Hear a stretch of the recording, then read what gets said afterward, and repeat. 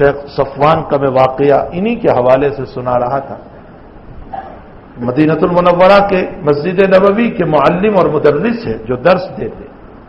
انہوں نے ایک مرتبہ جناب رسول اللہ صلی اللہ علیہ وسلم کو خواب میں دیکھا. فرمایا حضرت اس وقت حدیث کے باب میں امیر المؤمنین کون ہے؟ یعنی حدیث کے باب میں کون وہ شخصیت ہے جو اس وقت پوری دنیا کے اندر سارے محدثین کا سردار. امیر المؤمنین کا معنی سارے مؤمنوں کا امیر، سردار. حدیث کے باب میں کون ہے؟